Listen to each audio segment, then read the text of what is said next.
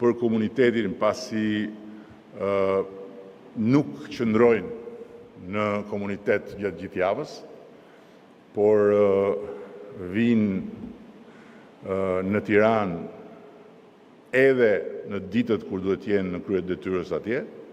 Është shumë e rëndësishme që kjo praktikë të marrë fund. Nuk janë të gjithë, por janë disa. Ndërkohë që shembulli i ministrit aktual të pushtetit vendor, i cili vjen nga një eksperiencë shërbimi jashtë Tiranës, edhe pse shtëpinë e kishte dhe e ka në Tiranë, është një shembull që duhet ta kenë parasysh disa kryetarë që sot nuk dua t'i përmend me emër, por herën tjetër do duhet t'i përmend me emër dhe publikisht, që lën komunitetin dhe lën detyrën përpara se sa në fakt të vi ai që është momenti zyrtar i pushimit, që dhe aty ha diskutim kjo punë, dhe vinë Tiranë.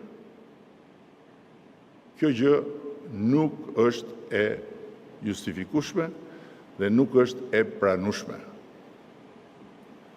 Besoj që kam të gjithë mirëkuptimin tuaj për të adresuar një orë më parë këtë shqetësim, i cili është një shqetësim që më ka ardhur në mënyrë të përsëritur për i drejtetës nga disa prej komuniteteve tuaja. Kryesisht në jug perëndim, në jug lindje të vendit, jo në jug perëndim, në jug lindje të vendit. Në aksin Tiranë-Korçë.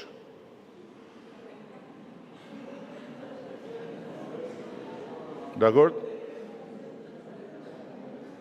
Kryesisht. Se nuk flas për ata të ish Partisë Demokratike, se ata mund të rrinë në shtëpi gjithë kohës, se si janë, si s'janë, prap ata janë. Por flas për të zgjedhurit e Partisë Socialiste në aksin Tiranë-Korçë. Nuk e kam këtu për Soti Raqin, nuk e kam as për ministrin. Dakord?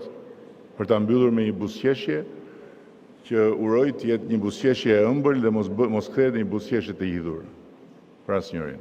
Shumë faleminderit.